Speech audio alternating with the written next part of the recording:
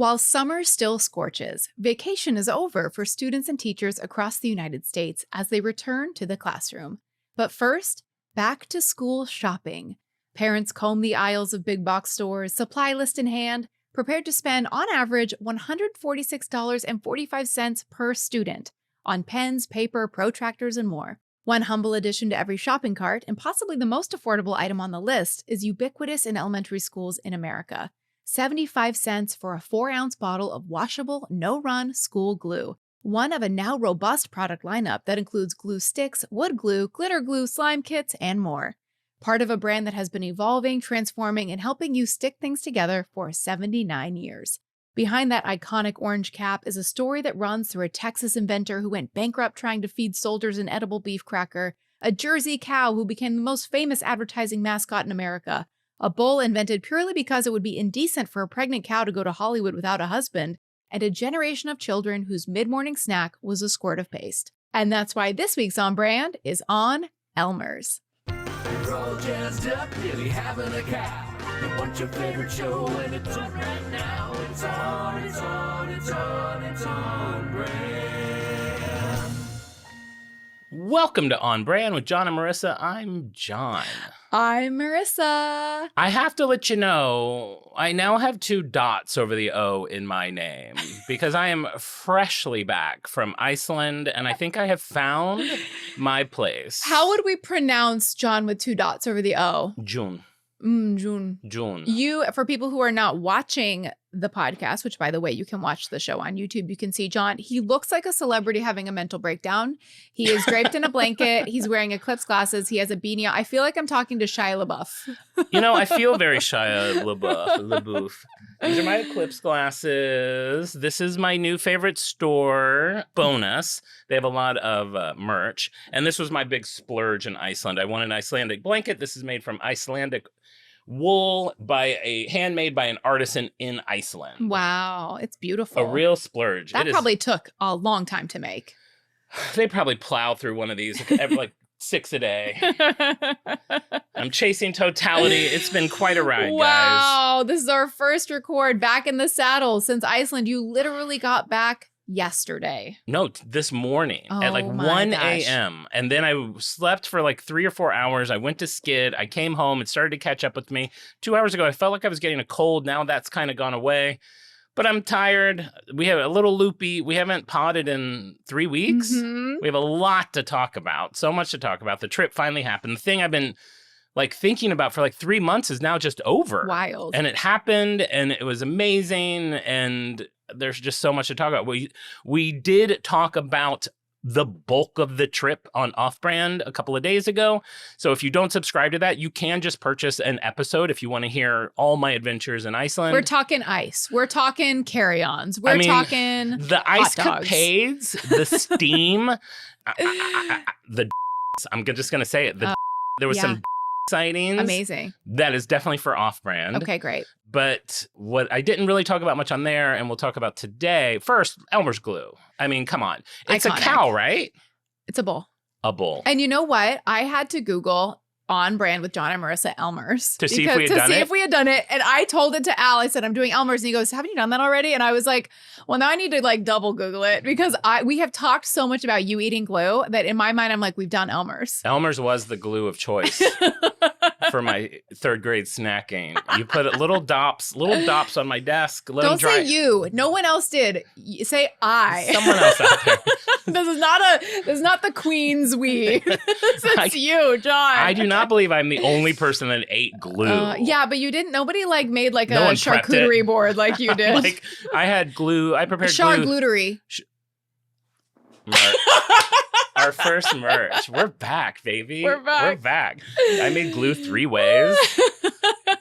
Padma's like, how about you just do it one and do it exceptionally well? Just do one really big blob of glue, Jon. See, the thing is, you couldn't do the blobs too big because then they wouldn't dry before you got the craving to eat it. And then you're eating like that. You get that nice crisp around the edges, but then you're hitting soft glue in the middle. Sure. You want a little. You want it all crispy? Not all crispy. You almost want it like a jerky. Oh, okay. A little bit, like a little bit of pull, but no, I don't. It's like you don't want to. I don't like a runny egg. I don't like a runny glue. That's fair. All right, but let's talk about let's talk about why I went to Iceland. Yes. What took me to Iceland? Oh my God. 3 things. The eclipse. Huge. I'm chasing totality from here on out. Is this before you get into it, are you had proclaimed that you would be like a lifetime eclipse chaser? This is now going to be your community, Yes, your I lifestyle. definitely I You're have doubling found my down. Okay, people, great. yes. Bjork was Mm. throwing her giant rave during the eclipse. Huge. And I've just always wanted to go to Iceland. So Never left the country. Never left the country, never have used my passport. Those things, I can never say those things again. That's so Wow. exciting. I thought about that when I got home last night. Or this morning. I was like, it sounds embarrassing, but it's like, you did it, Jon. You really did it. And you know what? I'm actually proud of myself for you doing should be it. proud of yourself. I conquered Yes. some fears while I was there. I had a few major driving fears. I rented a car. We talk about that in Off-Brand. Accidentally rented a manual instead of oh my God.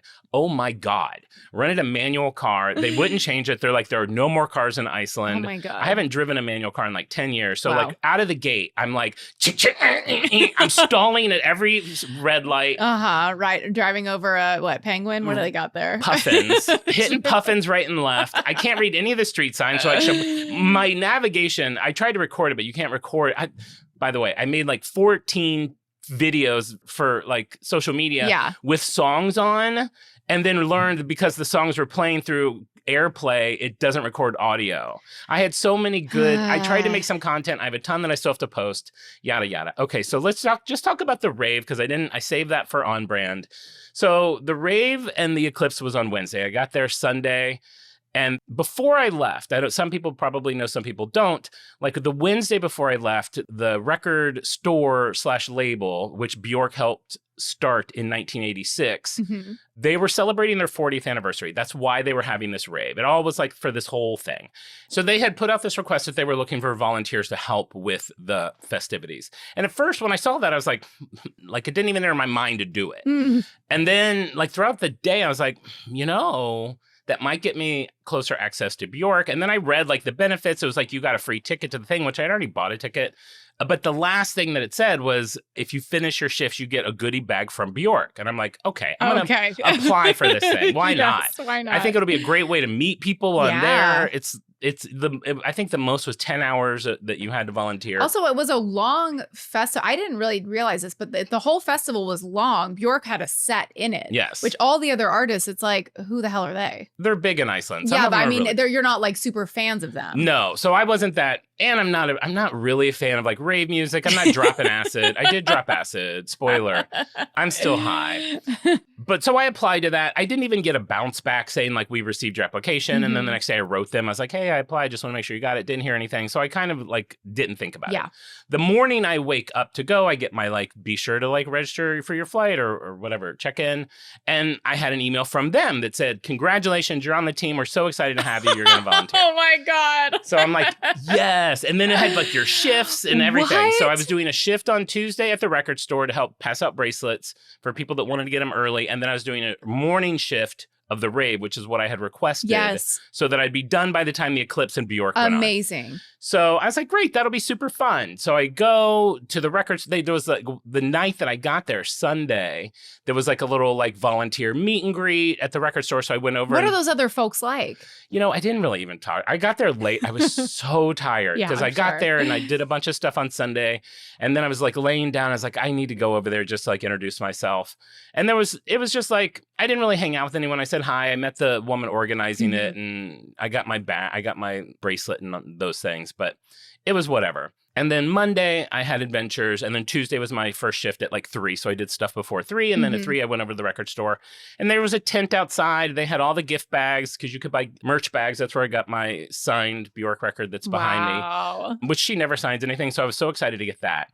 And so like it was just, and it was packed. They had that tent open for 5 days. Yeah. But this was the day before. So people were just getting in town. Sure, yeah. We had a line. Oh my God. Like I was all of a sudden like am working retail again. Like, and I'm like having so much fun. Like this one guy, oh my gosh, just like such passive, I don't even know how to describe him. Like anything I'd say he was so like gobsmacked by. Like, what, like you were so shocking? Yeah, like he didn't get my sense of humor. Like if something happened, I'm like, you can blame me. And he's like, you should never like put yourself down. I'm like, no, it's like, okay. And like someone said something like, Queen, you need to shut it. And he's like, and she's laughing. I'm like, no, it's funny. You're like, no, we're Americans. That became my go-to slogan. Anything I did that I thought was... You're like, we're trash. We're bawdy. 100%. I'd be like, I'm American. I was like, by the way, of course I'm American. And they were like, oh, now I understand. Yeah. So like there was a couple other volunteers. They were loving what I was doing. I really got into the rhythm of it. Like I just have fun with people. Did you tell everybody that you were from Hollywood to knock their socks off? No. I feel like that's like the golden ticket. Anywhere, I mean, if you're not in the, like, even if you're out of California, it's like, oh, by the way, I'm from Hollywood. And everyone's like, it's like you're a star. So do you know Tom Cruise? I did that somewhere. I did that when I had made a mistake at the rave. Like this cute woman came out, and then behind her, like a kid came out, and then another kid, and then like there was 8 kids, and I thought they were all her kids. They were all the same size. It's like, oh my God, your family's so cute. Can I take a picture? And she was like, oh, no. It was like a class. And then there was like 20 kids. I was like, and everyone's like, no. You thought it was like, Octomom? I thought it was Icelandic Octomom. I was like, I have a producer I want you to meet. Nothing bad will happen. We've had one Octomom, and everything was really good with her. We did really good with her. She did great. She's thriving. Don't Google American Octomom. Don't see where she ended up.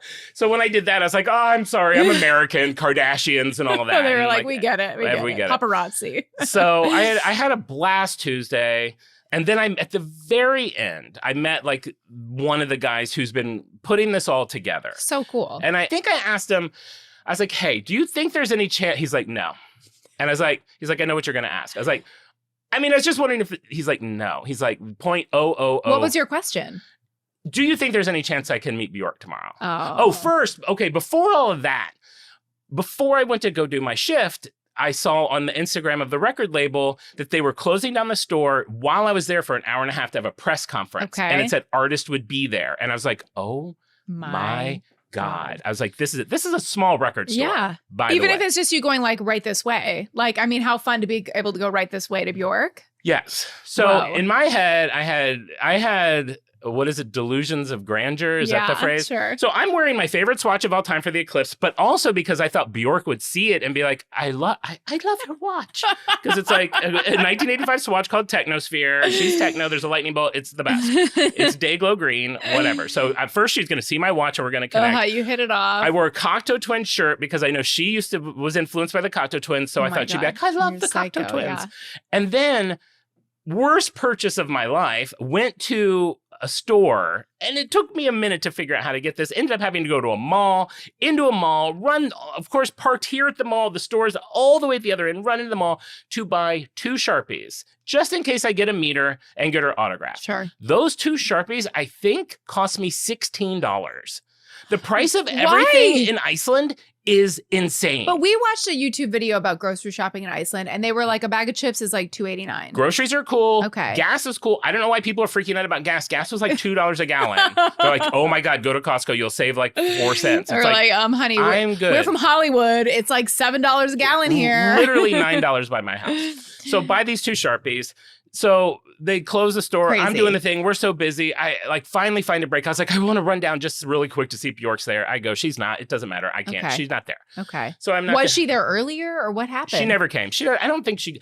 But everyone I meet, for the record, is like, oh, I see. I serve her salads at her restaurant. She's here all the time. She goes to the pool. Like people in Iceland see her all the time. They're like, if you see her, please don't go up to her. Like they're like, this is her safe place. She feels very comfortable here. We don't bother her. She's just living her life here. Yeah. And I was like, okay, I won't. I'll try my best. So, I mean, that's a hard thing to say too for like.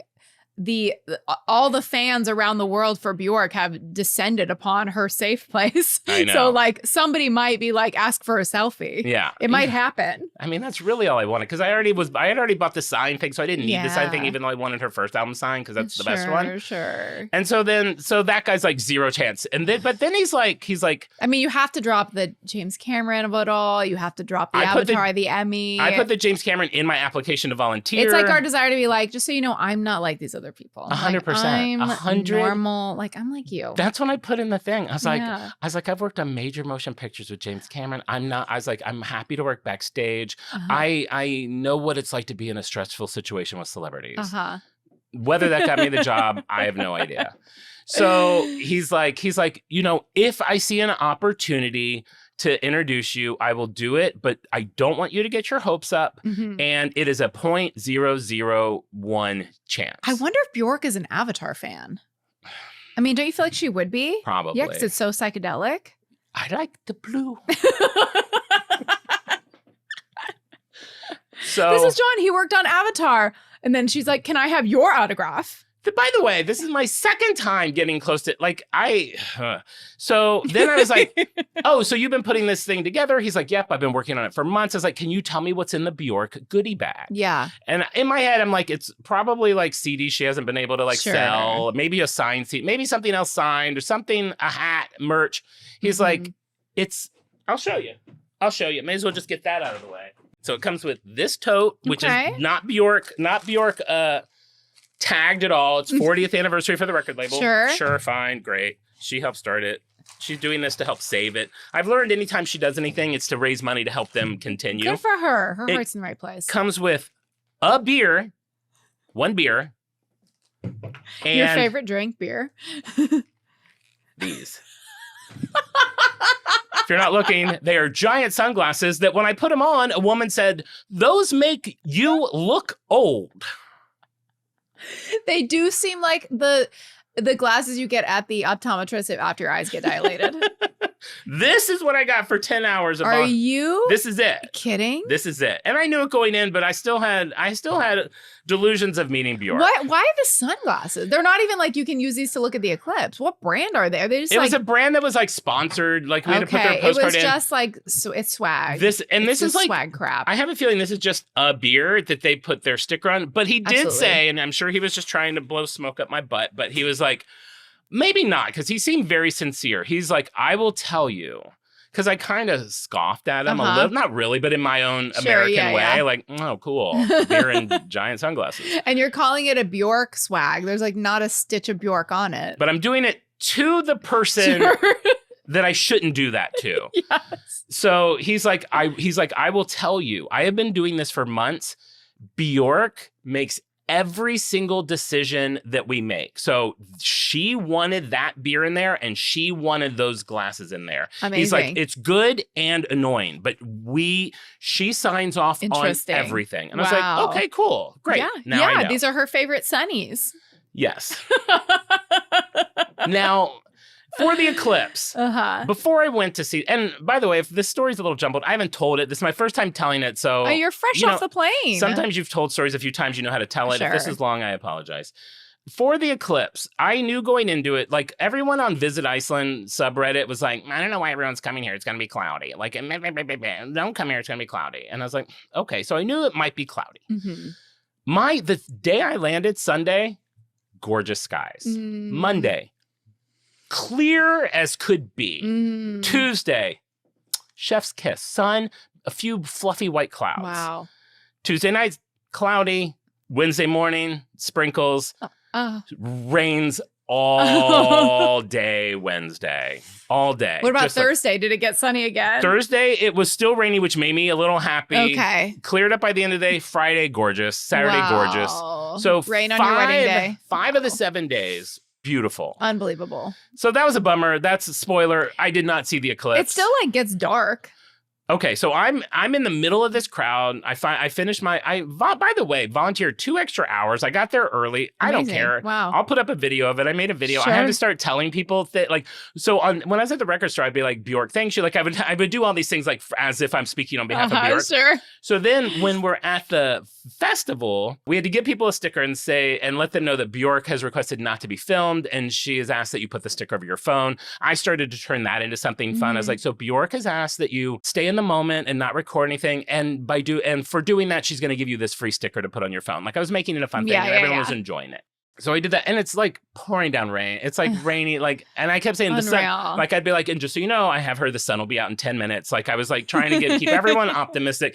And at the store, like I'd give the sunglasses, I'd be like, be sure to wear these glasses the whole time you're looking at the sun. Even if it's cloudy, you can only take them off during totality, which will be about 1 minute and 4 seconds. Like I had this whole, like every time I said it, these guys would laugh. You were Jungle Cruise. Oh my God. I was like, be sure not to put your bracelet on too tight. Once you tighten it, you can't loosen it. And then like people would come and like, I accidentally put my friends on too. And they have like 2 bracelets on. I'm sorry. All you can do is cut them. I was like, bring your friend with you. We're not going to like not let you in. Oh my God. So on yeah, behalf of I'm the event. totally part of Bjork's team now. So I do that for hours and then finally go. And when it's getting close to the eclipse, get in the middle of the crowd. There was a timer. It stopped at 1 minute. There was no videos or anything for that last minute countdown. And then it did get really, really dark. There were so many clouds. I did not know where the sun was. Oh my God. I didn't even know where to look. Whoa. But it got almost pitch black and everyone cheered. And I'm like, okay, cool. It's black. Sure, this is great. But there was that human spirit element to it. Yes. And then it did lighten up. So we had it, but like... You really want to see that marble. I want to see that diamond ring. Yeah, I want to see... Babe, I'm chasing totality. Well, there's always Egypt. Egypt, 6.5 minutes. Next year I got to either... Which apparently Egypt is already off the charts expensive. I mean, Egypt is also Bjorkless and Raveless and Iceland. But also rainless. True. And pyramid. Though there were what? Pyramidy. It's like 7 hours from the pyramids. I was like, I'll see the pyramids. How far is it? 7 hours. And then I saw a thing that was like, just so you know, it may not rain, but there could be a sandstorm, which would prevent you from seeing it. Oh, great. So anyway, so the eclipse ends. Bjork comes out and does her set. And she's DJing. She's not singing. I did that thing that I've never done. I like wiggled out of the crowd, got up to the front. Oh, backtrack a little. Before the eclipse, I got a meal because I was volunteering. So I met this lovely man and his girlfriend who is in 2 episodes of season 3 of the Dragon Show. Oh, how funny. So we have to watch her. I told her my friends watch it. I was like, we'll find Dragon you. Girls. She plays a maid. Oh, okay, great. She looked perfect for it. I was like, I can see why. And then it turns out her uncle worked for it. And I was like, of course, that's how it works in LA too. But they took me to a meal and we went to this great, and honestly, of all the meals I had in all of Iceland, it was the best meal I had. I can't even tell you what it was like. Meats and stews, and I ate each thing. I ate the vegetarian thing, I ate the vegan thing, and it's like, oh my God, everything was, and then just over on the side, there was like this plate of bread, tuna fish, cheese, and butter. And I was like, is this a thing? And the lady's like, yeah, we butter bread and put a slice of cheese on it, maybe tuna. So their butter. Oh my God, their butter. Icelandic butter. I saw people like put in the thing, like I brought home a whole suitcase of just butter. And I was going to try to smuggle butter home, but I was like, girl, you got so many rocks in your thing. If you don't know, I talked about that. That's off brand. I had a lot of rocks.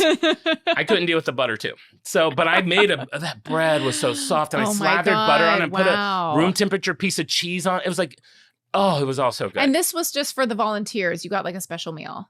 Apparently. Okay. We will find out later that may not have been the case. So, but the guy that took me there was one of the people like in charge of this thing. So I didn't do anything wrong. So I watched Bjork. I did the thing I never do where, where it's already like everyone's been there and it is crowded. Yeah, like up against the barricade. Up against the barricade. But then occasionally people will just plow through and you're like, what are you doing? We've all been here. People do the shoulder through, like they're like meeting somebody up front and then they just like stop. Yeah. Do you think Ryan Seacrest has to deal with that?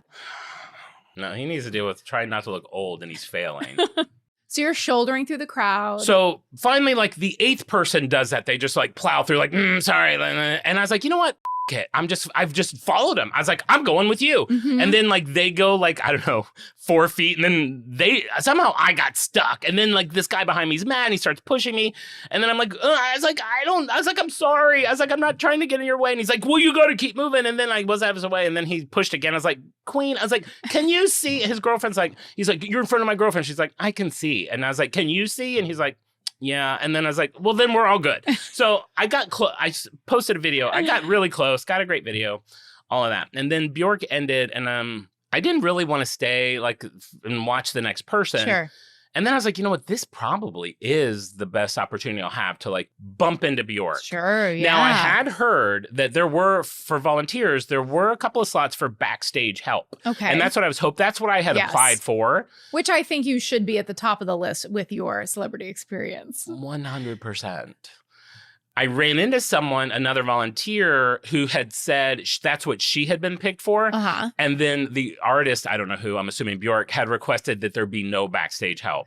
So they had nixed that position. That makes sense. And I was like, oh, okay, that made me feel a little bit better. Yeah, it's a funny move to source volunteers. I know, because the more you think, first, in my head, I'm like, haha, they have no idea the devil has gotten into the cage. Yeah, but it's like, that's everybody. But then they're like, then on their end, they should be like, okay, we should assume everyone that's taking the job is crazy. Exactly. Or everybody, I mean, everyone who flew to Iceland for an eclipse rave is kind of crazy. Right. So, like, why are we giving them, like, free access to our prize? Right. And Bjork has had very serious stalkers before. Yeah. So I get it. So I go back behind the stage to the place where I had my lunch.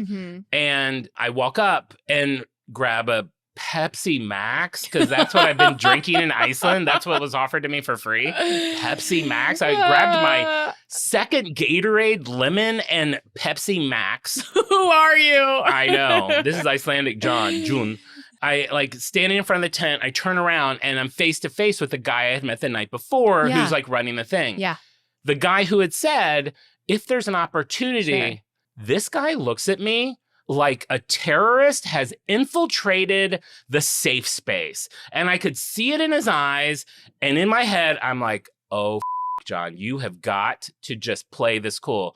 And he's like, hey. And I was like, hey. I was like, just volunteered a couple extra hours and then just kept like walking. And I saw him immediately go to someone and whisper something. And I was like, okay, how are we going to play this? And then, so I'm just like, I look So to be clear, you weren't in an area you weren't supposed to be. I was, but I didn't know it. Okay, that area had changed. The area had changed. The area had changed. Okay, I was in the same tent I had lunch. Yes. And they were setting up dinner. And I even asked him, I was like, oh, hey, I was just seeing like when they're going to be serving dinner. He's like, oh, in the volunteer tent, which was up the hill, he's like, they have meal tickets. And I hadn't gotten a meal ticket before. In the time I had eaten, they had been told volunteers were not supposed to eat that food, and they would be given a meal ticket that they could use at any of the food trucks. I see. The whole system had changed. The whole system had changed. So I was naive. It's not your fault. There's only one tent. You've done nothing wrong. There's only one tent where clearly Bjork is. And I'm like 30 feet away from it. So then, I don't know, 5 minutes later, that guy runs over to me. He's like, oh, bless his heart. He's like, oh, there's a volunteering emergency and they need you at the tent. And I was like, oh, I'm done volunteering. I've already finished my, and you could see it in his head. He's like, well, that didn't work. He's like, oh, and then I even pushed it a little further. I was like, what's the emergency? And then he's ignoring me. And then he turns around. I was like, what's the emergency? He's like, oh, I don't know. And then he goes into the tent and talks to someone out. And then a security guard comes over and he's like, do you have a backstage bracelet? Yeah. I was like, no. I was like, I just have this. I'm just waiting to eat. I'm just playing dumb. He's like, well, this is now just for So basically. Okay, well, yes, you did nothing wrong. I did nothing wrong, but I got kicked out and I'm so close. And it just makes me mad that this kid is like probably born in 2006. I've honestly okay, and I'll be honest. Like, I don't know exactly what I'd say to her. Maybe I'd be a little like, I've liked her for so long. Yeah, sure. But I have been around millions of celebrities. Absolutely. I know how to handle myself. Yes. He doesn't know that. Here's where I think you showed your hand. You asked if you could meet her. I know. And I have thought about that moment ever since then. I was like, Jon, your one mistake was showing your cards. And because if I had not said that to him, he wouldn't have even known who I was. No, he wouldn't even known that you were crazy. He wouldn't have thought about me at all. Me saying, is there any, literally, I didn't even say meet Bjork. I was like, is there any chance? And he's because like, that was when you switched. That's when I switched from being volunteer to fan. Have you seen that video going around about that lady harassing Peter Pan at Disneyland? Yes. That's when you became her. Okay. Maybe. I guess. But I don't know if you saw the video. Bjork wore a balloon outfit. It was incredible. One of our, I think, most liked videos on our Instagram. You posted on Instagram. It did look really cool. So you could film that. She just didn't want people to film during the eclipse? Or she didn't want any filming? No, she didn't want anyone to film anything at all. And in my video, you can see we're all filming. Nobody listened to Bjork. I'm like giving people the stickers. I'm like, yeah, queen. We even told a lot of people like, but it's at your own discretion. Sure. Like, we're not going to like. It's not the law. Bjork just doesn't, she does want you to stay in the moment, but whatever. So this is the second time with Bjork that I got this close. One time I got close with Betty White and I was held back from meeting her because of some guy who doesn't care. And It bums it. me out. I get it. Yeah. But then I did go and like check out at the volunteer thing, and she was like, Jon, just so you know, everyone is talking about what a rock star you are, and I do like to hear how good I am. And I knew I was good. I knew I rocked it, but I didn't go to Iceland to be a good volunteer. I went to Iceland to meet Bjork. Did I take extra gift bags? Yeah. Do I have more than one signed record? I sure do. Do I have a bunch of these sunglasses that look bad on me? Absolutely. Do I have 3 beers? Absolutely, I do. Did I grab 2 of these safer snorting straws? I was like, what are these for? What? I was like, are these for cocaine? And they're like, yeah. And I was like, this is a thing? They're like, yeah, people roll up dollars and snort cocaine with it. And that's they dirty. get a cold? Yeah. So they're like, so we want to provide them with a safer way to snort cocaine. That's what you get at raves. Ooh, I was like, these look like cute little like sample size straws. Like, for like a strawberry lemonade. Strawberry lemonade at like a bridal shower. Yeah. Yeah. So didn't see the eclipse, didn't meet Bjork, but I did get 1 signed record and 1 pair of sunglasses. I did get very close to her, and I had an amazing trip. Like I said, go to Off Brand if you want to hear the ins and outs of it. Oh my gosh. But man, so close. You know what? You don't know what version it would have been if you like, because I have some of those like near misses where I'm like, God, I was so close to meeting that person. Yeah. But then I'm like, how much worse would it have been to have met the person and fumbled so hard? Yeah. Like the embarrassment I would have felt would have stuck with me so much longer than the like, oh man, I wish I got the chance. And what am I going to say? I'm just going to say, Yeah. I love your music. She'll be like, So be like, I know, thank you. thanks. Yeah. And then like move of course, on. you're here, yeah. Or she would have seen my shirt and been like, I love the cocktail. What is that watch? I'm like, Bjork, girl, come over here. Let's have a And Pepsi she's like, Max. can I be the second guest on your podcast?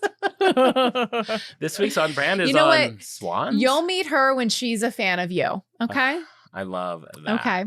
I Like Harry Styles and Shania Twain, which I just read a profile about in the New York Times today about Shania Twain. And now she's like they sing together. She They like sing together, opened exactly. for him. But he was a fan of her. He was like, can you do me a favor and call my mom to wish her happy birthday or something? Like he's like a know. fan. That will be Bjork with you. Jon, can you call my mom? Bjork is gonna be asking you to call her mom to wish her happy birthday.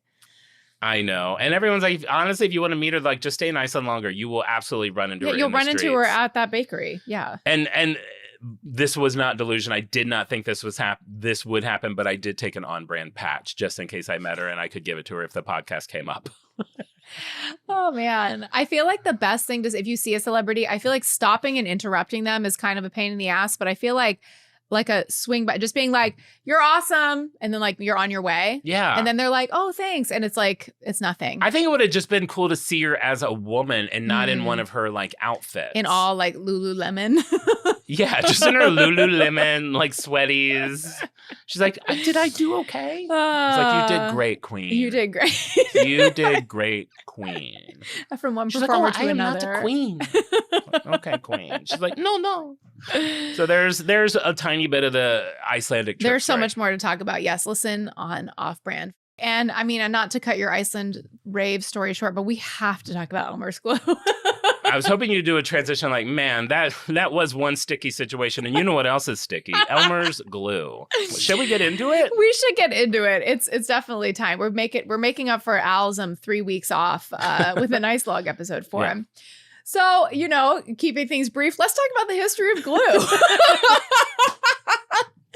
I don't know if it's because I was so excited to sit down with you and hear about Iceland, but this episode, I mean, I was so excited to do this episode. I was excited. I was like giggling, doing my research. I was giggling, imagining sitting down with you. And so many things about this episode have just tickled me. And we'll just start with glue. So I love it. 200,000 years ago. I was going to say, this is some very long time ago, someone was like, I need to stick this to this. Well, a long time ago, it was like sticking like a sharp rock to like a stick or things like that. Making an axe. Yeah. So humans have been gluing things together for about 200,000 years. We're going to start with Neanderthals and birch bark tar. So this would be birch bark over an open fire, and it would make a sticky substance that you could use to put like a stone axe head or a spear tip to like a piece of wood. That makes perfect sense. Like a tree sap. Yeah, like a tree sap. And we've talked before about how this is one of the things that made me laugh. We've talked before about how like crazy technology changes so fast these days. Like the iPhone is less than like 20 years old, and just like how it feels now. It's like AI, like every 2 years, it feels like it's a completely new landscape technologically. We had birch bark tar glue for 50,000 euros. 50,000 euros. I didn't even know people had been around that long. That one glue. We were like, we're good on glue. We got it. We're good. Okay. We got it. See, these are the bits of trivia I could have dropped at Bjork. She would love knowing that we had that glue for 50,000 Birch years. bark tar, great album title. Oh my God. The Egyptians were using wheat starch paste to bind papyrus, font from Avatar.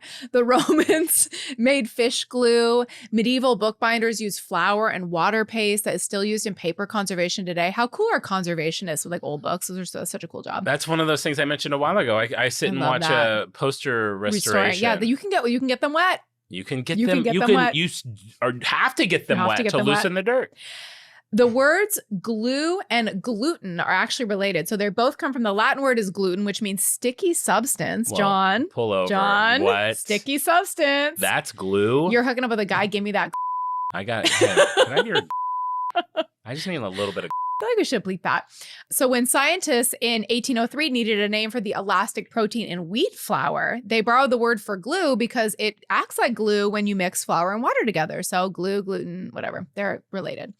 So for most of recorded history, industrial adhesive was from boiled animal bones, hides, connective tissue. It worked very well, but it was very stinky.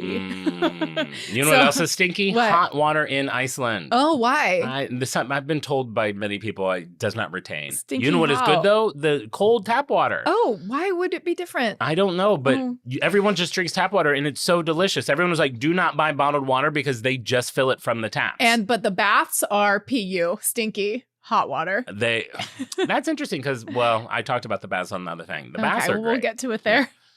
So most, like if you have antique furniture joints or like that's animal tissue glue that's like holding that furniture together. It bonds well, it's reversible with heat, and the smell eventually does fade. In American schools, the dominant adhesive before regular white glue that we're going to be talking about was library paste. So this is a thick, white, faintly sweet smelling paste, it was basically flour and water. It was like a starch paste. But it came in a jar with a attached brush to the lid, yes, right? It had a flat paddle spreader. Yeah. Oh. Yeah. So they're like, I remember my memory of glues is rubber cement. I'm thinking of rubber cement. But we also had one that I was like going down like memory wormholes about like glues of my life. There was an amber bottle that had like an angled little like hole at the top. Yeah, this is on brand. You know what I mean? Now, just so you know, you have heard back from the woman that does Magic Eye. So we have to assume she's listening to the show from here on out. We'll talk about that probably in off-brand next week because this is a lot of there's a lot of stuff going on. Yeah. So the glue that you ate or that was like kind of created the lore of kids eating glue was probably that paste because it did smell kind of sweet. It was flour, starch and water. So it was like more edible. Like dough. Yeah, it was kind of like dough. It was like technically food. So kids did want to eat it. So that when that like rumor came around, that was probably what they were talking about. So all the kids are eating that while I'm making little like Elmer's pancakes on my desk. I think so, yeah. Wow. Okay, so let's talk about someone named Gail Borden Jr. He's born in 1801 in Norwich, New York, and he spends the first half of his life as a man who wants to solve every problem he encounters, regardless of whether the problem needs solving. So he moves to Texas in 1829. He helps plan the cities of Houston and Galveston. He's like you, he edits a newspaper, newspaper editor. Mm-hmm. He during the Texas Revolution, and then he starts to just like invent things. He's a tinkerer. He invents an amphibious wagon that crosses both land and sea. It capsizes in Galveston Bay on its first demonstration. Am I the only person that's never been impressed by something that goes from land to sea? It's not the first time I've seen it. I've seen something called the boater home that was like a motorhome that you could drive into the lake. It's like, who cares? I'm never impressed by them. They look like shit. Because why? Why? Like, what problem is it solving? Yeah. Like, and it's going to be wet. It's going to get like algae. God forbid you get out of your motorhome and hop in your boat. It's like we talk about this like Alamo Draft House. It's like, what? You can't go 2 hours without eating? Like, doesn't impress me. Go 2 hours. Always the tinkerer. Sometime around 1849, Borden became obsessed with the idea of like non-perishable portable food. So his idea was to boil beef down. I was just laughing so much while I was researching this. Boiling beef down to a syrup. Sound good? Like, how do you even get to that? Great. You know what? I'm going to keep boiling this. I have a feeling it'll eventually turn into a syrup. What? Drizzle on your pancakes. It was kind of like bouillon adjacent. Better than bouillon. Yeah, that, maybe like, better pasty. than bouillon. Mixing it with flour, and then he bakes it into a cracker-like biscuit that his idea is that soldiers and travelers can carry around for months and it will like not spoil. Oh. He calls it the meat biscuit. Okay.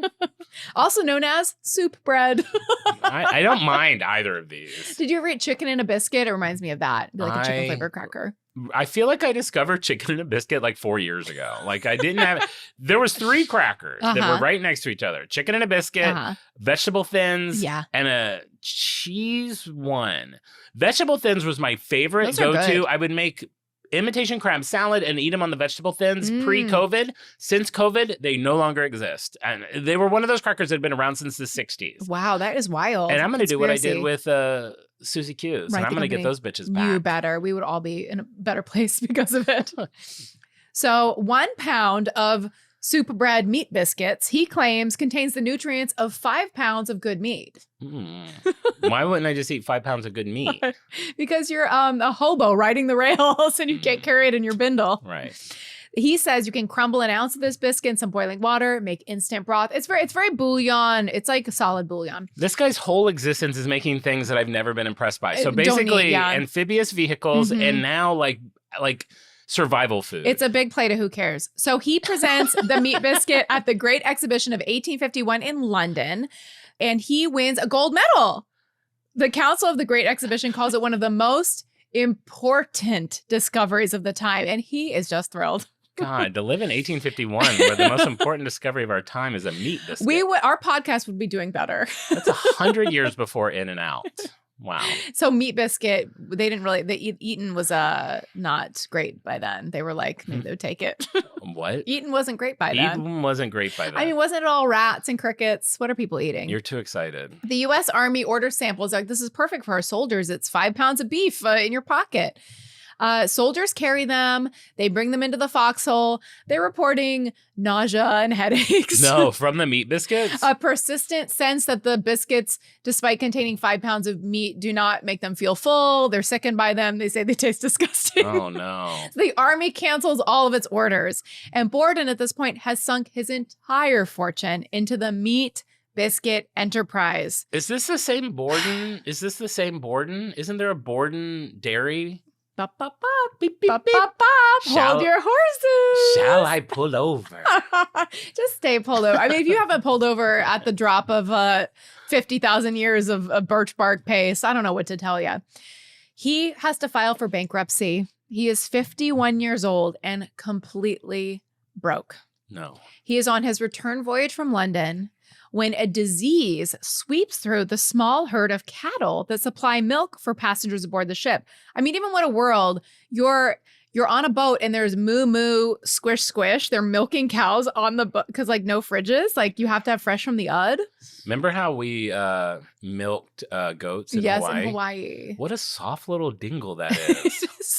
And you soft. have to like kind of roll that soft little dingle in a perfect way That's to get the thing. a good You can't. squirt. It's not a tug. It's not a a roll. tug. It's a roll. And that goes for a lot of things. You think you just do like a hard tug? No. You gotta like really kind roll of. it. It's like an instrument, I agree. It was jazz. like a skin flute. The original skin flute. So he's noticing there is this disease that's sweeping through these cows. The cows keep getting milked. They're feeding the sickened cow milk to all the people on the boat. Children are drinking the contaminated milk. I was like working on this and I was like, the children begin to die. It was just like, for some reason that was making me laugh. You're like, giggling at that? I mean, just how obviously dumb. Like the cows are like, and they're like, fill up the pail, Loretta. Well, I mean, as we have recently learned, it's not always easy to pinpoint where things come from. Well, Borden knew what was happening. Oh, okay. He knew it was the milk. He was watching all of this happen and the sick cows and the milk and the glug, glug, glug and the owie. And like, What sound? And he sees this happen and he's like, I got an idea. So you know how I wanted to preserve meat? yeah, queen, and it that didn't work out. What if I used my obsession with preservation and applied it to milk? Because we could condense milk. It could be shipped anywhere. It wouldn't need refrigeration. We could remove the water, preserve it in a can. It could be stored safely. It could be fed to anybody. Powder it? Condensed. Oh, just Can. condensed. Oh, okay. So he found his next problem to solve. He's on it. He visits a Shaker community in New Lebanon, New York in 1851, and he watches them condense fruit juice using a vacuum pan. So it's sealed and heated with no contact with the outside air. So it's perfectly sterile. And he adapts this method for milk. Wait, he invented condensed milk? Yeah. Wait, Borden. Wait, condensed milk. Okay, keep going. The patent office rejects his application for lack of novelty. What? Because they don't see the purpose yet. They don't see the purpose. Third time's a charm. He wins it in 1856. 3 years after his first attempt. Leaves it on the shelf too long, gets really sticky, turns to glue, end of story. We're not there yet. We're not there yet. So 1857, he's financially ruined. He's unable to fund production himself, but he has this idea. He has a patent. He still thinks there's something here. He finds a partner, someone named Jeremiah Milbank, who's a New York wholesale grocer and banker who believes in the product. That's all you need. Hello, sharks. You need someone to believe in the product. Someone with money to believe. They found the New York Condensed Milk Company with 3 employees and 1 product. Sales are slow. And then the Civil War begins, baby. And the Union Army needs milk that won't spoil in the southern heat. Wow. Wars save or destroy everything. Right? I know. It definitely turns things upside down. Borden's condensed milk is the answer to their prayers. So the army orders more than his factory can produce. He opens a second factory in Connecticut, 2 more in New York, 1 in Illinois. He licenses the technology to companies in Pennsylvania and Maine. And by the war's end, the company is not only solvent, it's growing. And Gail Borden is no longer broke. He's quite a rich man. Borden dies January 11th, 1874. Borden County in Texas is named after him. Pull over if you live in Borden. Our one Borden listeners. I'd like to see it on a map. Maybe there's a Texan who's driven through Borden and they don't realize that they were a part of history.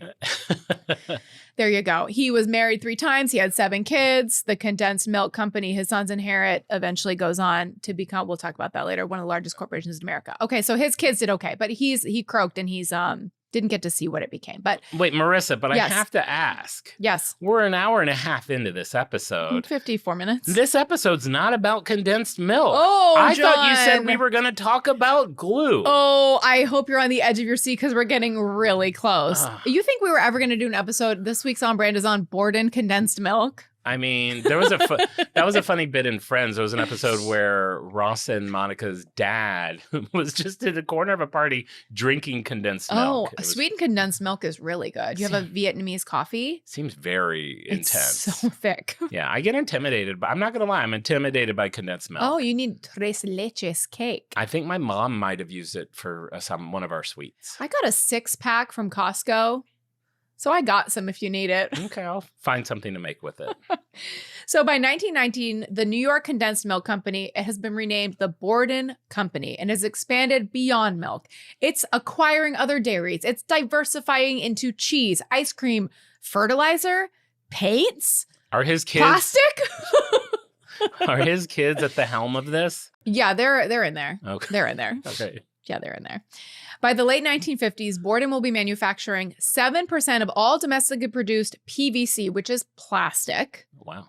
Which, even though that has nothing to do with dairy cows, they got big in the plastic business. I don't know how, but you find a way when you're a businessman. You tend to acquire other companies to build out your portfolio. That's what they did. In 1929, it acquired the Casing Company of America, which is the leading manufacturer of glues. Pullover made from casein, which is the protein in milk. Right. Okay. I had always thought that somehow Elmer's glue I thought it was related to horses. I think they joke that horses go to the glue factory when they died. Maybe that must have come from And somewhere. in my memory, I had almost like a Mandela effect where I was like, oh, it's a horse on the bottle. But I think that was I was conflating those 2 facts as well. Wait, is the Borden logo Babe, I'm about to get there. It's about to get really exciting. I'm entering the part of, I was giggling reading articles about this guy. I hold my hand and go on this walk with me. I just pulled over in my pants. Merch. 1936. Borden's head of advertising, Stuart Peabody, great name. He has a problem. So milk in the early 20th century is still associated with disease, Wow. tuberculosis, contamination. We've talked about this. Consumption. It's always consumption. 19. What is that? The book Animal Farm. 1980. The 19 Jungle. Upton Sinclair. Yes, where Okay. cans were full of rat tails. Yes, that's what we always talk about. So this is what Borden had witnessed on his trip. He was like, people think milk is yucky. They think it's not safe. Borden has been pasteurizing its milk since the 1880s, but the public perception is still kind of slow to change. Yeah. They think they're going to find like a cockroach floating in their carton. Yeah. So Peabody directs the company's illustrator, Walter Early, to create a friendly image that conveys trust. Together they invent Elsie the cow. So she has big brown eyes. She has a daisy chain around her neck.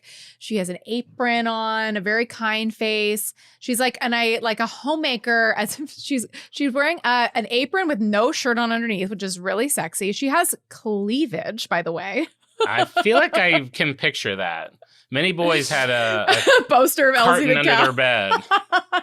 taped to the ceiling. Honey, why do you have this boarding carton under your bed? Mom, just get out of my room. She was hot, not going to lie. She first appeared in a series of trade magazine ads in 1936. And by 1938, she is in national consumer advertising. Okay, so what was the name of the artist that you said? Walter Early. He came up with Elsie the cow. Mhm. I do not know if you remember this because we tend to not remember things from our pods. Sure. In my Smokey Bear episode of the pod, there was an artist by the name of Albert Staley who created a cow image that Borden bought because it was similar to the cow image that this person, your artist, Early. I think, was creating, and they didn't want there to be a conflict of interest, and that image became Elsie the cow. Oh my God. Yeah. Wow, that is wild. We are just Full like synergy. chink, chink, I chink. love that. So 1939, World's Fair, New York, hamburger time machine, take me there. Burpees over their chickens. It's like the place to be The for place on to be, brand. right? If we had a time machine, man. For sure. We're definitely hitting that stop. So the problem with Elsie is that she doesn't exist. She's just a cartoon. And when Borden builds a massive dairy exhibit called the Dairy World of Tomorrow at the 1939 World's Fair, featuring the Rotolactor, a futuristic automated milking carousel that milks 150 cows twice a day for fairgoers to watch. Jeez. So visitors are watching these 150 cows get milked as part of this exhibition to see how it works. And they start submitting questions saying, which cow is Elsie? Okay, so they're creating a live face of the product. They didn't expect people to connect with this spokes cow as much as they did. So Borden staff is combing the cows, 150 cows, trying to find one that has like the biggest, most beautiful doe eyes and the sweetest, most Elsie-like face. They find a 7-year-old, 950-pound Jersey cow from Brookfield, Massachusetts, whose actual name is You'll Do Lobelia. You'll Do Lobelia. She has big eyes. You'll Do. That's like from Babe, like I'll do, babe. I'll do, pig. You'll do, Elda. That might be where they got the idea. You'll do. For Babe. She has big eyes, she has a gentle disposition, and she's described as photogenic and a bit of a ham. Oh, hams are pigs. They rename her Elsie. They dress her in the daisy chain and an embroidered blanket, and they put her in the roto-lactator between milkings. And by the time the fair closes, she is its #1 attraction, surpassing General Motors' famous Futurama exhibit. So Wow. Elsie was the star of the show of the 1939 World's Fair. Borden built Elsie, you'll have to see the supplementals for this. This is so darling.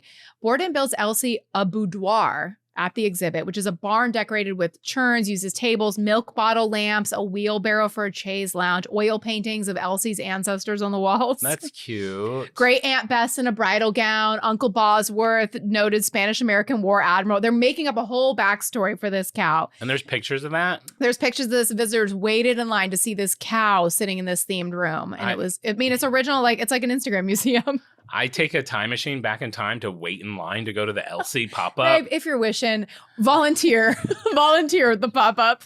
Is there any chance? No. I'm going to stop you right there. No. How freaked out would you be when you're putting together supplementals? I'm in one of the pictures. Holding a signed Elsie milk can. Elsie was given a voice on radio by Hope Emerson, who was a former vaudeville actress. Nice. Emerson, this actress who was portraying Elsie, this is just a fun detail about this actress. She was 6 feet 2 inches tall and 230 pounds, and she was nominated for an Academy Award for Best Supporting Actress in 1950. And she also played a cow. Yeah, good for her. Now, Marissa, I'm sorry to keep picking at this, but like, we're doing an episode on Elmer's Glue, and I feel like I'm like having a cheese sandwich and a glass of milk. John, for the last time, I beg of you. This is like a Jon episode. Hold your damn horses. This is where you'd be like, just so you know, John, we're an hour and 32 minutes in, and you're in 1915. 1940. Elsie is so popular that RKO Pictures wants her to star in a film. Oh my God. Elvis and Elsie? So the movie is Little Men. So there was a Louisa May Alcott sequel to Little Women. They did Little Men.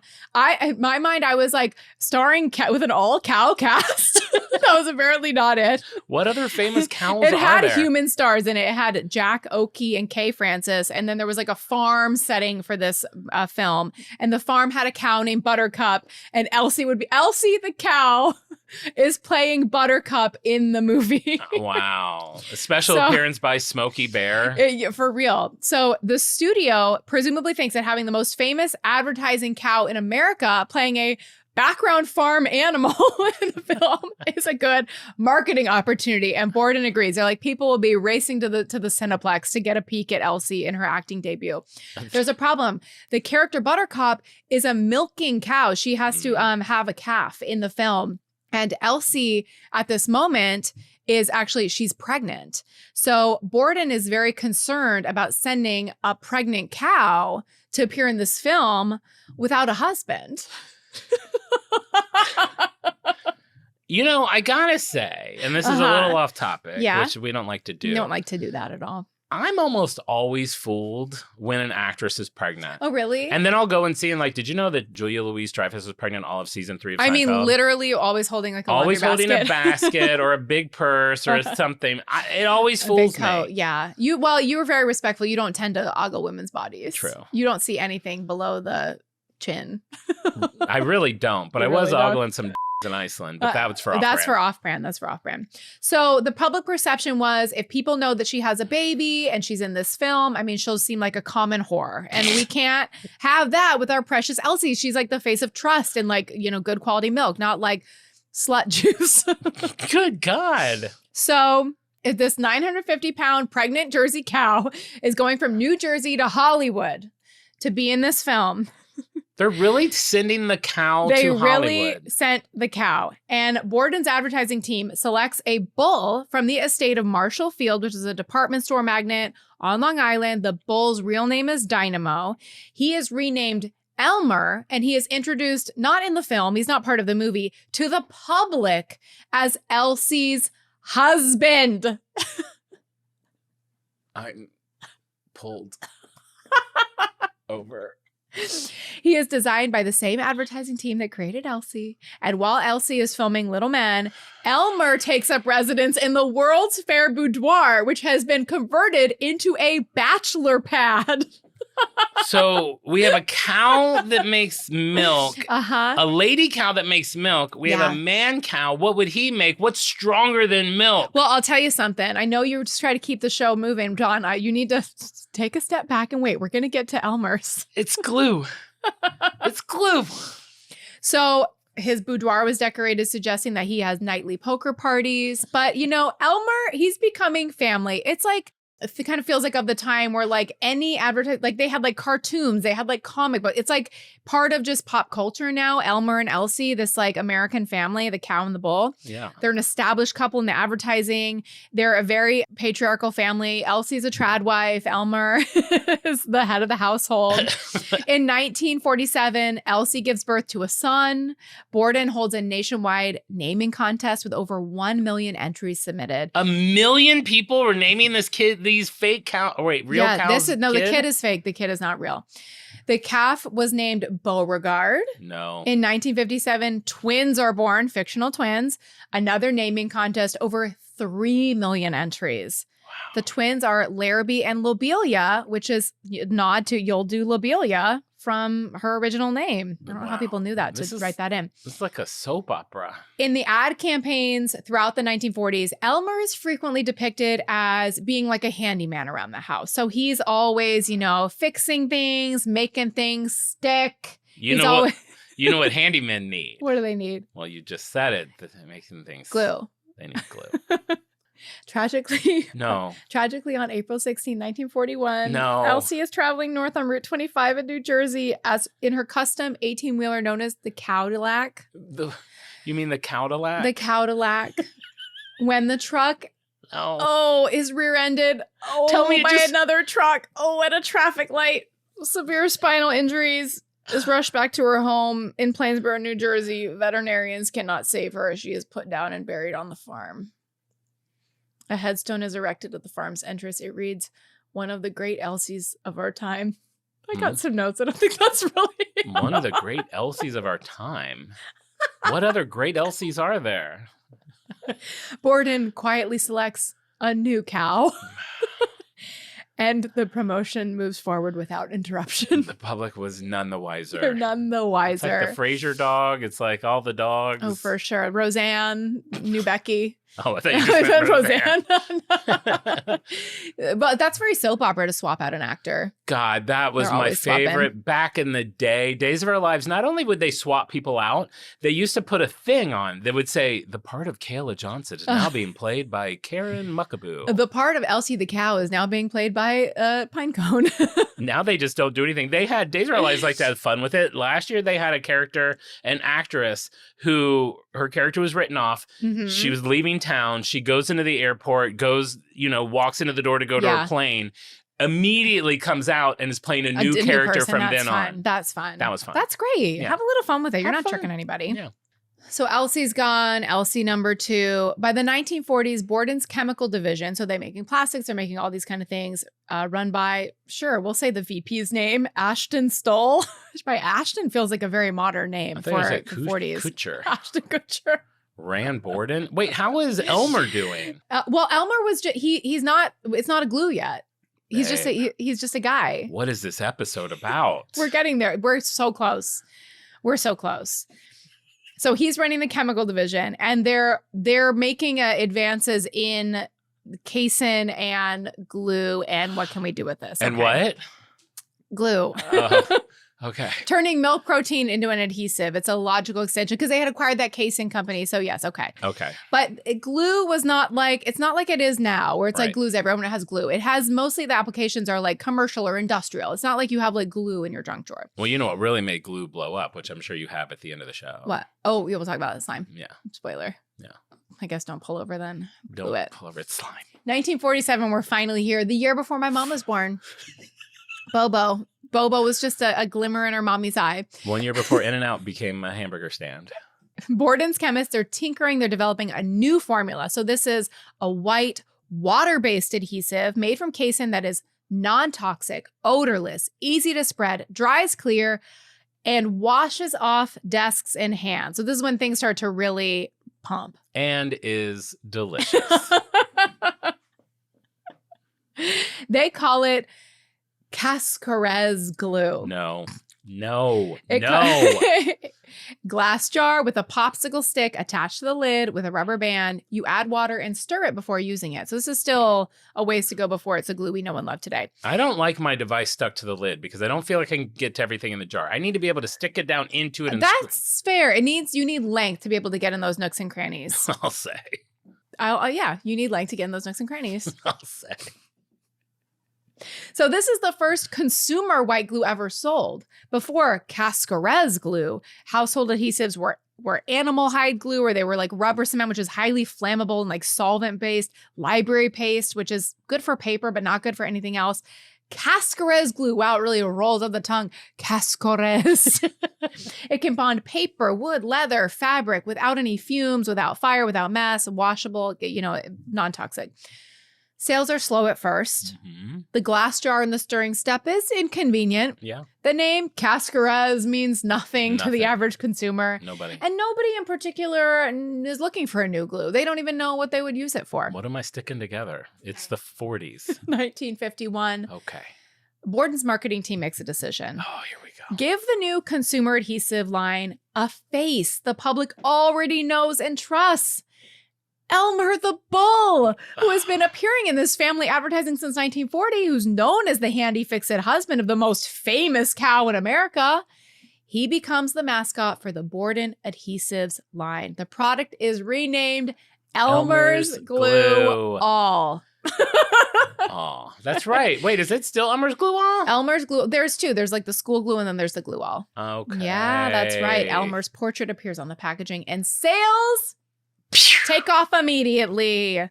The formula does change in 1951. Casein is replaced with PVA, polyvinyl acetate, a synthetic polymer that is cheaper, more consistent from batch to batch. Do not care. Doesn't come from milk, lasts longer than milk. Whatever you got to do. We don't need milk in our glue. None of us even, it feels doesn't like it'll matter to spoil. us as long as it's cute and we can use it. Exactly. So in 1952, Borden repackages Glue All into a plastic squeeze bottle with an orange twist cap.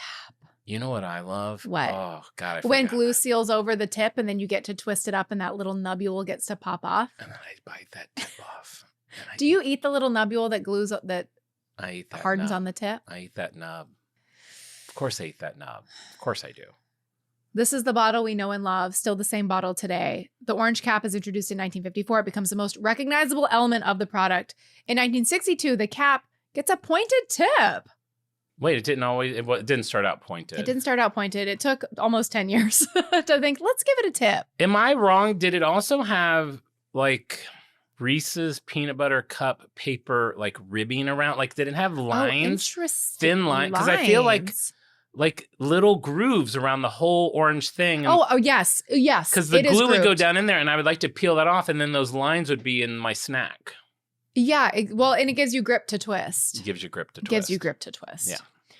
So Elmer's Glue All, it's off to the races. This is the original. It's the strongest bond in the line. Non-toxic, as I said, water soluble, permanent when dry. You can bond anything with it, which I've never bought Glue All. I always get the school glue. So I was like reading like, oh, it can bond wood, pottery. I'm like, no, it can't. And then I'm like, oh, Glue All can. I need to get myself some Glue All. You know what's always disappointing? What? Super glue. Like anything like something like right now, you know what is broken? My freaking freezer handle. Oh, the bottom wait, of it. do you see my freezer right now? Handleless. Where's the handle? In the garbage. No. It broke off. Its integrity is gone. Yeah, so I have to open it from the top. If I pull it, the whole thing it's not set. Yes. So I super glued it and it stayed for like a month and Yeah. then it snaps off. Well, here's my problem. We've had a lot of advances in applicators over the years. I mean, like I have, what are those like vacuum pumped kind of things? Like I have like some sunscreens where it's like vacuum pumped, where it's like you're guaranteed to get every little drop out of the thing. And also nothing will crust over.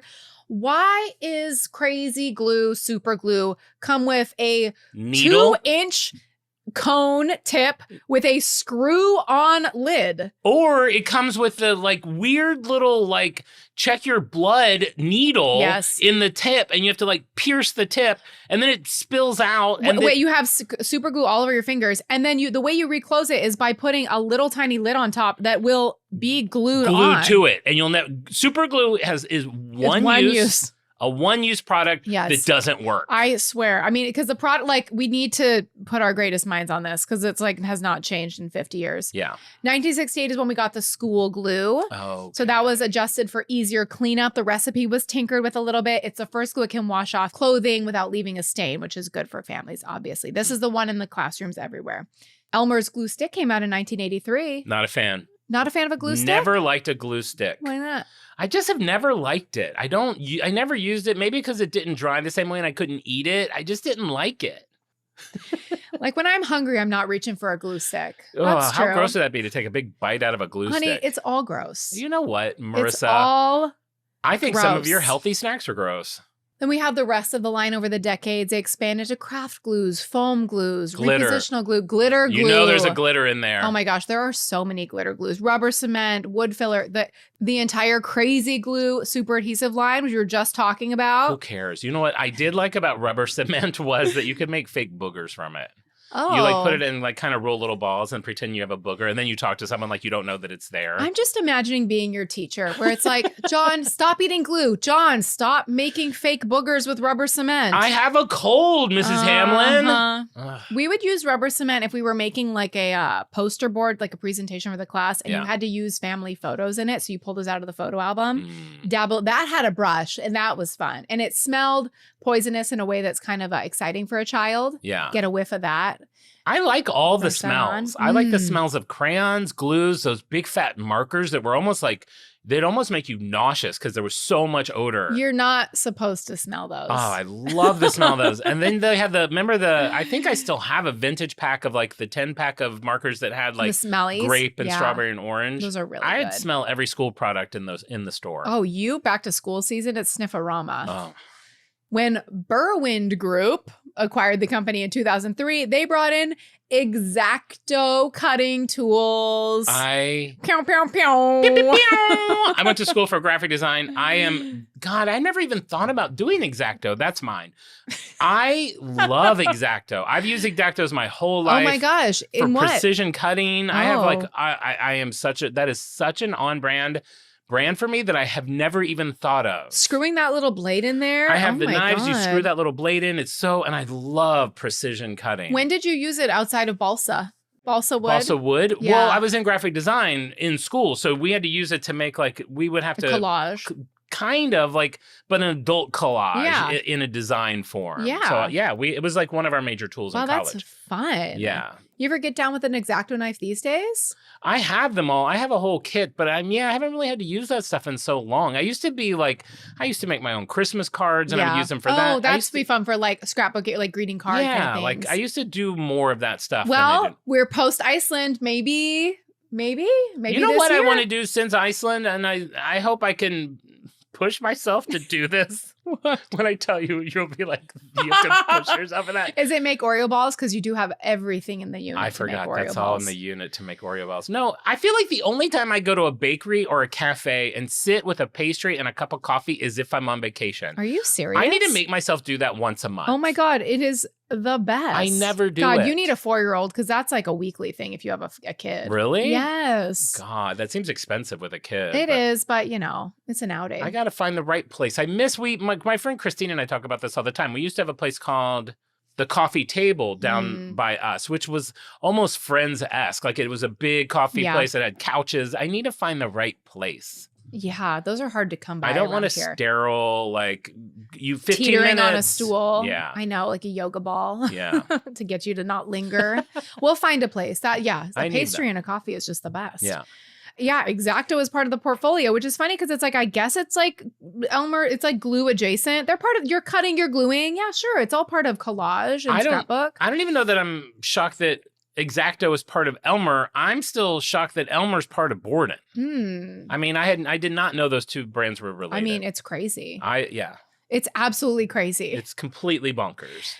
Private equity. No. Private equity. No. 1994, $2 billion. KKR. Cool name. Oh, that's close. That's a closey. They were like, they're being bought by Ooh. KKR. Phew. Phew.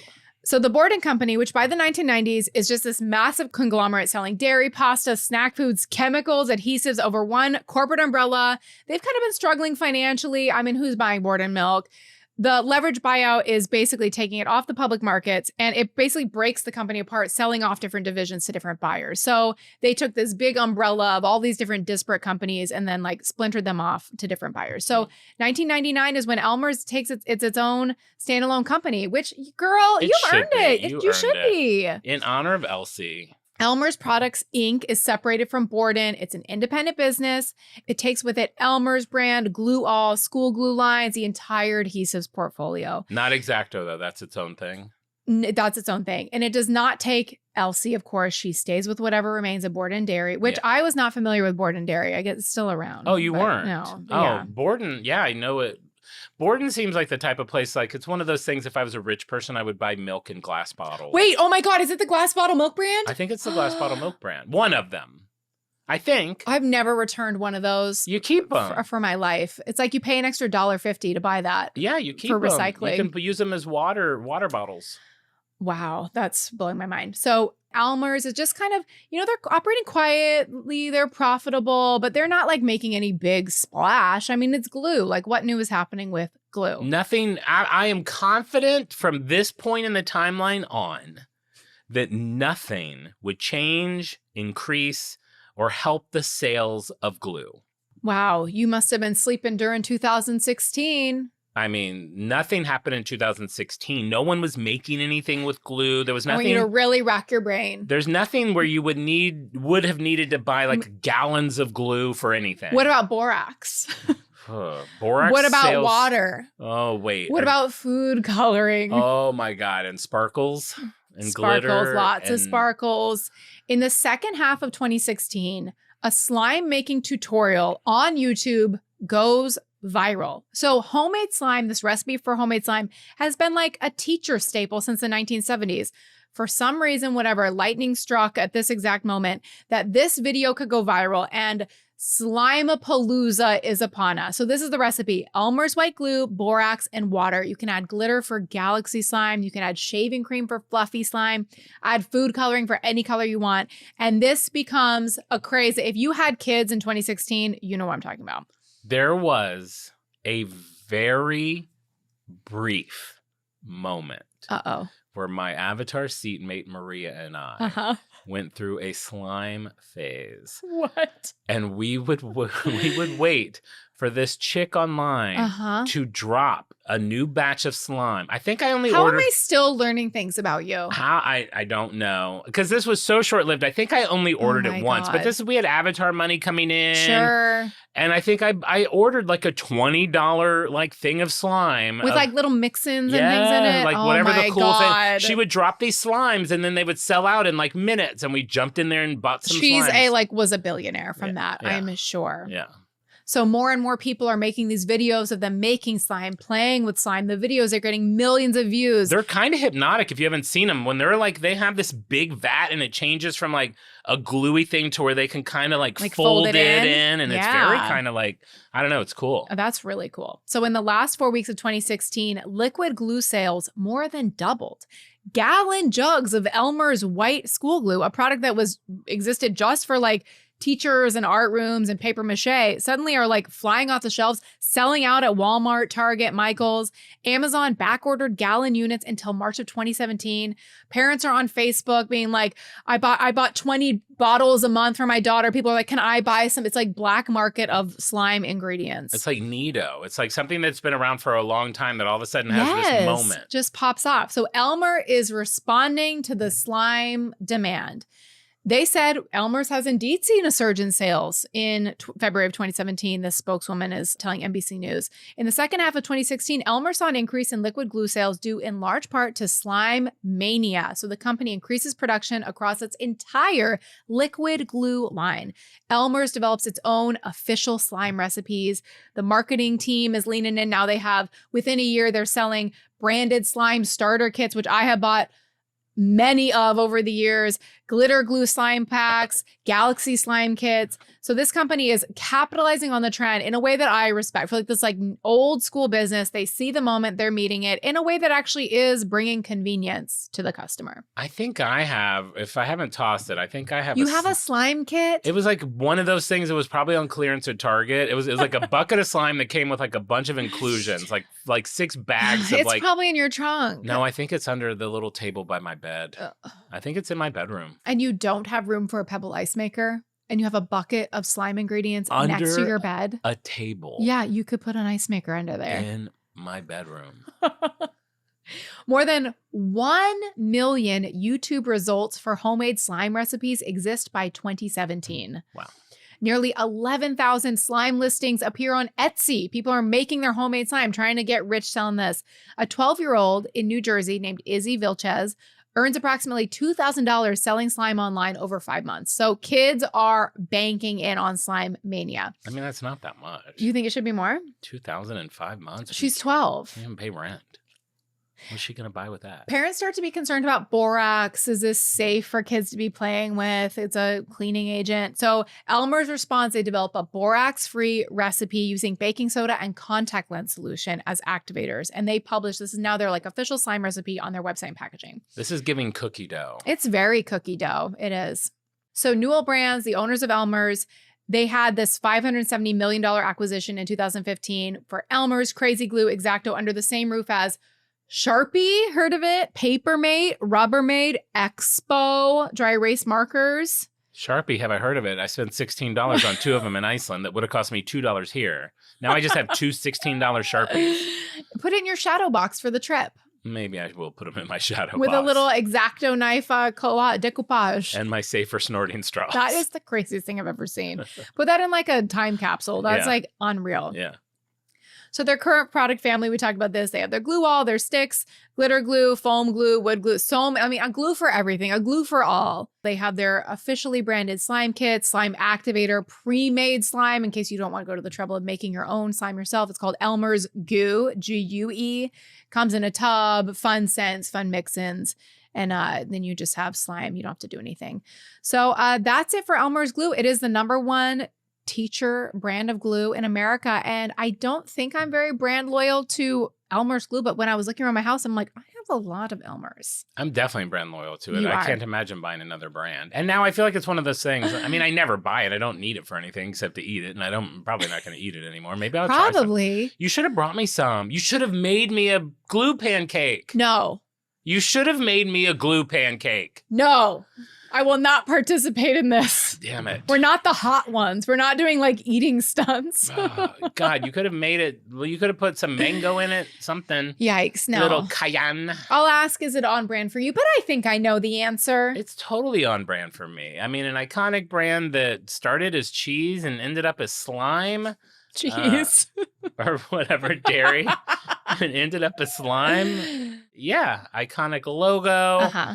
I would recognize the packaging anywhere. I hope there's a bottle with the orange cap in MoMA or Mocha or one of the museums. Yeah, of course, on brand for me all the way. It's an on brand for me too. I just love the story. I know it took us a long time to get to the glue itself, but just the evolution of this company and all the roads it went down. And just thinking about that there was a time that like it was so important to a company's success that their unwed cow had a husband. I just love, I mean, I feel like we're still in that world. We act like we're far away from it, but this is like goes back to like Judy Garland and having to take diet pills. Sure. To be like, or like Lucy not being able to say pregnant on TV. Yeah. And sleeping in separate beds. It's Yes. like I feel like we're not even that. I mean, maybe we are really far from that, but I feel like those things still exist. And it's funny that they It's even so existed funny. in I the world know. of the bovine. Yeah, I just love that. I love the meat biscuit. I love the whole journey. And yeah, it's on brand for me. I hope everybody got a little nugget of wisdom to maybe share with your teacher at back to school night. Where are we at with slime now? I feel like slime doesn't really, are they still into it? We still have a lot of slime passing through. Oh yeah. Oh Okay. yeah. We All have right. a lot of slime. All right.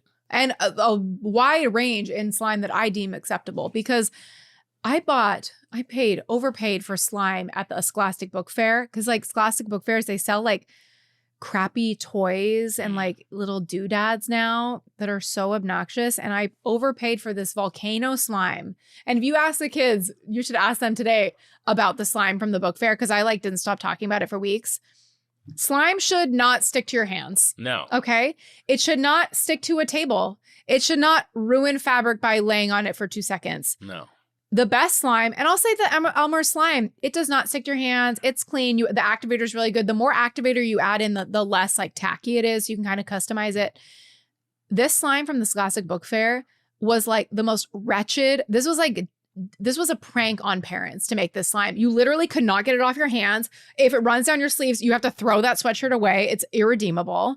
And they're selling this to like parents that are being like pressured by their screaming kids at a book fair. So there's a range, and I'm sure parents have opinions about it. I'm sure there's parents who are like, we do not let slime in our house, but I think they maybe just were traumatized by a bad slime. Good slime is not really too messy. Yeah, I feel like you could get in trouble buying an Etsy slime or a third-party slime. Which would you rather have? Would you rather have a bunch of slime or a bunch of kinetic sand? Oh, man, kinetic sand, the tricky thing about that, it's like, it's cleaner. It doesn't spill. It kind of sticks together. But if it goes on your floor, which it always does, whatever that polymer to like make it stretchy and connecty is so slippery on the floor that I have fallen on I've done like pratfalls on my ass, slipping on a greasy kinetic slime. What is stain. I feel like that could be a rubber cement thing in there too. Yeah. Seems It's something like that. There's so many things like that. I have a new one.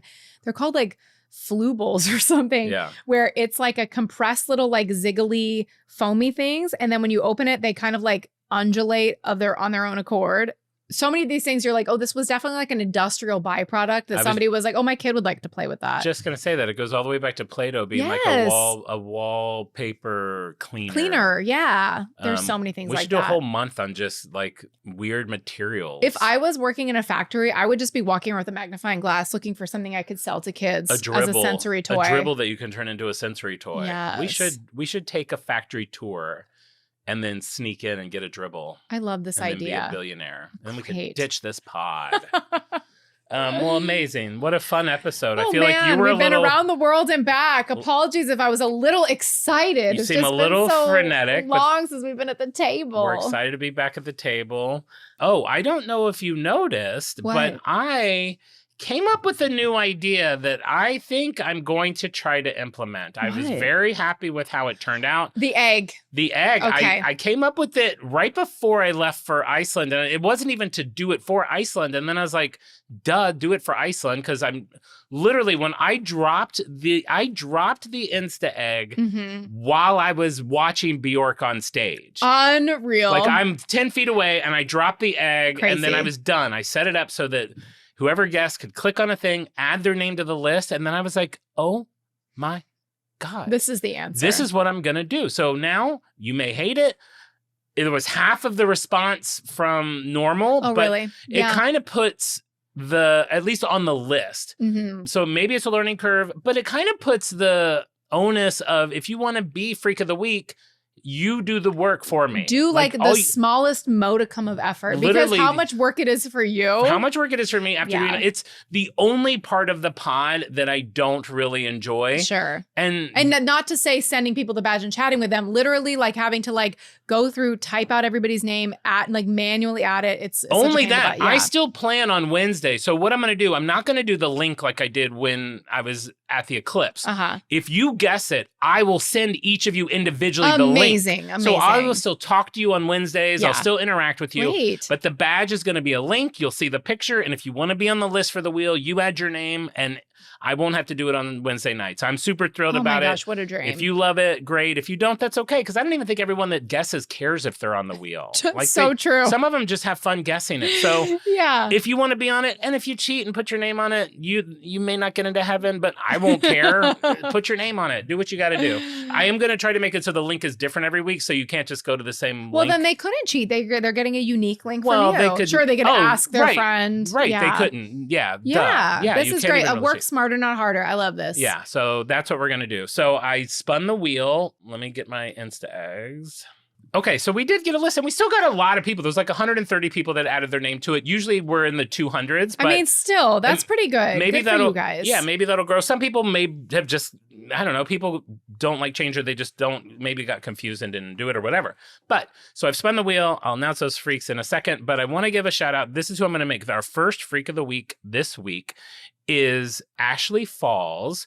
She is one of, apparently, according to her friend Kara, she is one of our biggest fans. Aww. And today, Thursday, August 20th, she is defending her PhD.